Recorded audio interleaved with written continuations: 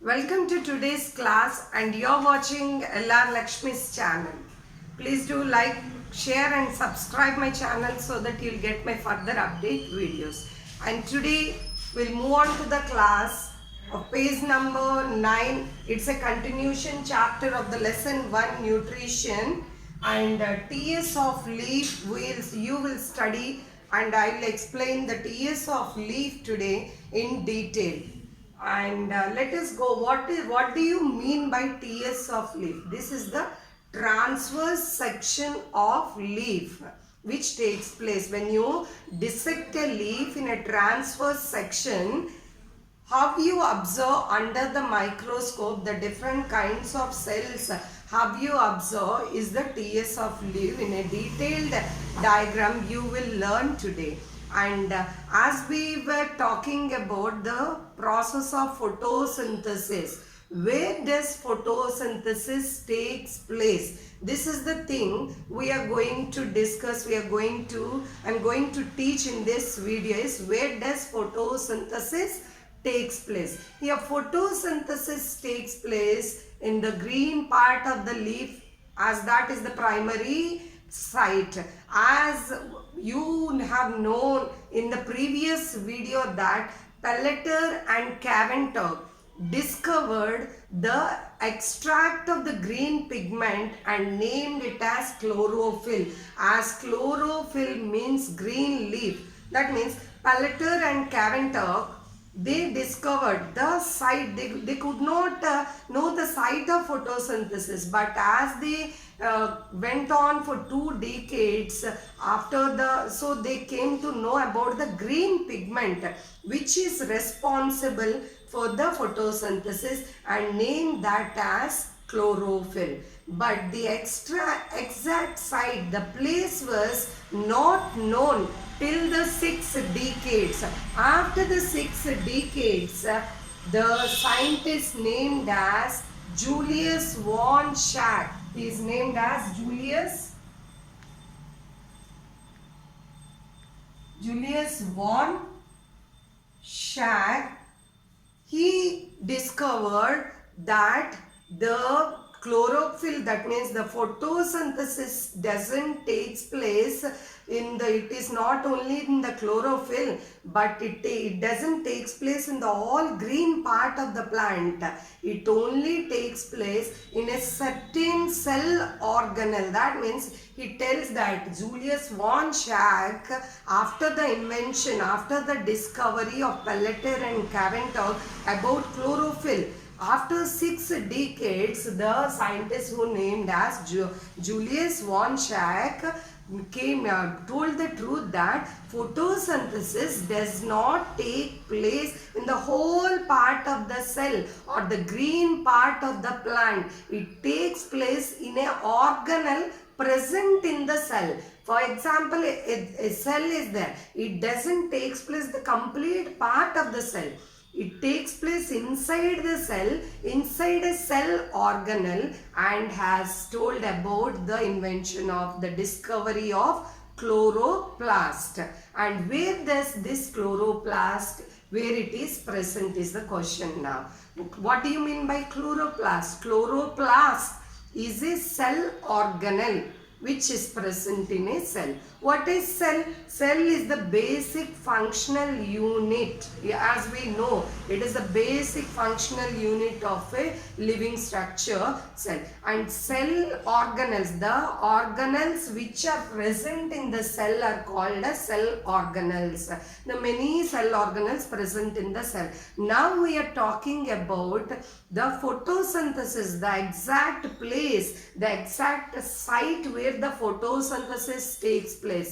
The scientist Julius von Schack discovered that photosynthesis does not take place in the all green part of the plant or the stem or the leaf. It takes place in only a specific cell organelle which is present in the cell. Then that cell organelle he told that as chloroplast. And where is the chloroplast present?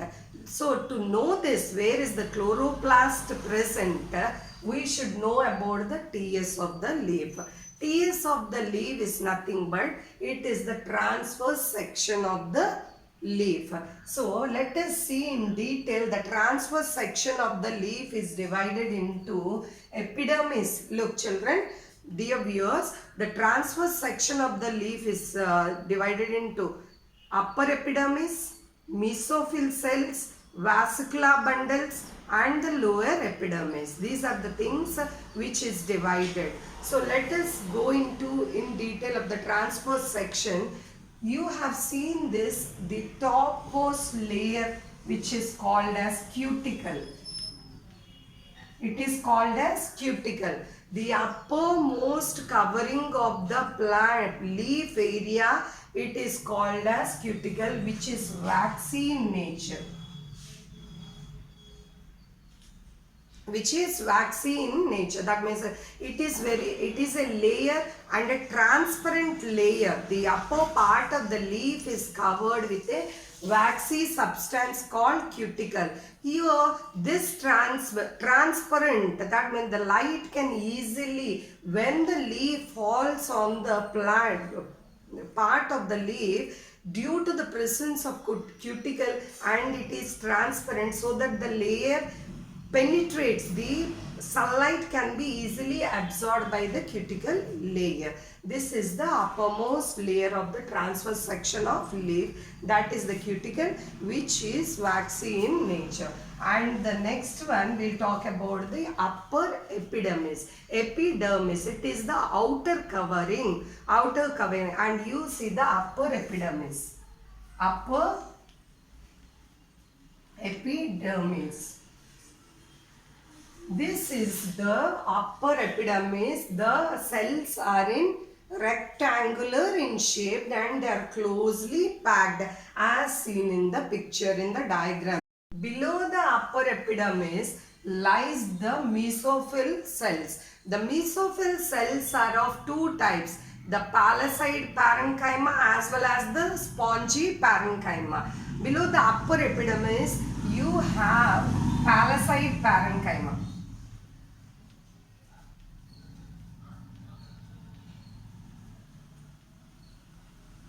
Below the upper epidermis, we have palisade parenchyma.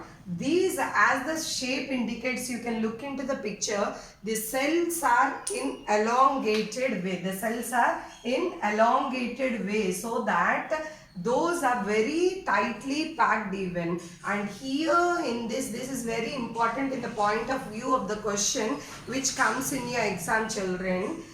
The chloroplast, more number of chloroplasts are present in palisade parenchyma. He may ask you the question as, in which type of cell the photosynthesis takes place. Either you can answer as mesophyll cells or palisade parenchyma. That it tells you that in the site of palisade parenchyma, more number of chloroplasts are present. As we said, inside the chloroplast, the chlorophyll are present, the pigment chlorophyll, and here this is the site where photosynthesis takes place. So, the part below the upper epidermis, the palisade parenchyma is present, and these are elongated cells which are very tightly packed and very closely packed. The intermolecular spaces are very less, so that they are very closely packed and very elongated. And so that here in the upper epidermis, the cells are in rectangular shape. As the light falls, the sunlight falls, the cuticle, as it is very transparent, allows the sunlight into the into the leaf, as well as the upper epidermis cells are arranged in such a way that the light enters into the palisade parenchyma easily. So light plays a very important role in photosynthesis. Here the chloroplast, where the sites of photosynthesis trap the light energy. So it is to allow the light, this is very waxy substance which is transparent in nature. Even the upper epidermis are very elongated, are in rectangular shape of cells, and allows the sunlight into it, and palisade parenchyma. This is the part of mesophyll cells. As I told you, mesophyll cells are of two types, palisade parenchyma as well as spongy parenchyma. Palisade parenchyma are tightly packed and elongated cells where more number of chloroplasts are present, where the photosynthesis, maximum rate of photosynthesis takes place here. And below the palisade parenchyma, you can see the spongy parenchyma. Spongy parenchyma. You can see below the palisade chyma, the spongy parenchyma is present. As the picture indicates, you can see easily into the diagram which is given in the textbook or in here in the blackboard. The cells are very loosely packed, and as the cells are very loosely packed, the intramolecular spaces are having more molecular space, and this is here a little number of chloroplasts are present inside the cell comparing to the palisade parenchyma. That means in this part also photosynthesis takes place, but the maximum rate, the major part is palisade parenchyma. So this both combine to form the mesophyll cells. As the TS of leaf tells you, there are four the parts. The upper epidermis is the first part which lies below the upper epidermis. You have the mesophyll cells. The mesophyll cells are palisade parenchyma as well as the spongy parenchyma. And next we will talk about the vascular bundles. Here comes the vascular bundles after the mesophyll cells, and it is divided into xylem as well as phylum. The xylem part, here you have the xylem and the phylum, which combinedly said to be the vascular bundles. The vascular bundles, the function of the vascular bundles conduct water as well as the food to the other parts of the plant. And here the xylem part conducts the food. Water as well as the minerals transport takes place towards the palisade parenchyma where the photosynthesis takes place. That means xylem conducts, it carries, it transports water and minerals to the plant body, whereas the phylum conducts, that means it transports the food to the other parts of the plant where it is synthesized. That means after the photosynthesis, the food is transported by the phylum part to the other parts of the plant. This is both combinedly is said to be the vascular bundles. As well as the palisade parenchyma and spongy parenchyma both combinedly said to be the mesophyll cells. And later you can see the spongy parenchyma. In between the spongy parenchyma you can see the air space or the air sacs. As you know that the spongy parenchyma are soft in nature as well as they are loosely packed, and in between the spongy parenchyma air space are present, so that the carbon dioxide which gets into the leaf and as well as the oxygen which is prepared after photosynthesis, the diffusion of gases takes place in the air space. That means the interchange of gases takes place in the air space. Here you can see as well as the guard cells. These are the guard cells. And here these are the stomatal openings. In the lower, and this is the lower epidermis as well as you know this is the upper epidermis. The below this you have the lower epidermis. This is the lower epidermis. Lower epidermis. In the lower epidermis part you can see the stomatal opening. That means beneath the leaf part you can see the stomatal, the opening of the guard cells. The guard cells are being shaped so that there are this open. Due to the opening and closing of the guard cells, the air enters, the carbon dioxide of the air enters into the leaf part for the process of photosynthesis. The exchange of gases takes place. The diffusion takes place in the airspace, and entry of carbon dioxide goes from the stomatal openings which are present in the lower epidermis, and below the lower epidermis also there is a layer which is said to be the cuticle. Below the epidermis also there is a layer which is said to be the cuticle, which is a waxy substance as well. As upper to the epidermis you have the cuticle, in the same way below the lower epidermis also we have the cuticle. This is all about the transverse section of the leaf, and this is not given detailed in the book, but you have to know easily as it is given in your earlier classes like 9th. You can refer to that, and this is all which is not given in your AP syllabus of 10th class, and this is the detailed portion of TS of leaf. Let me revise it again. The first outer covering is the cuticle. The first outer covering is the cuticle, which is waxy in nature. Below the cuticle you have upper epidermis. The upper epidermis are rectangular in shape, and the cells are very closely packed, and the light also enters easily into the cells, so that the chloroplast which is present in the palisade chyma, parenchyma below the upper epidermis traps the light energy where the chloroplasts are present. Palisade parenchyma are a part of mesophyll cells. Below the upper epidermis you have mesophyll cells. Mesophyll cells are divided into palisade parenchyma and spongy parenchyma. Palisade parenchyma are elongated cells very closely packed.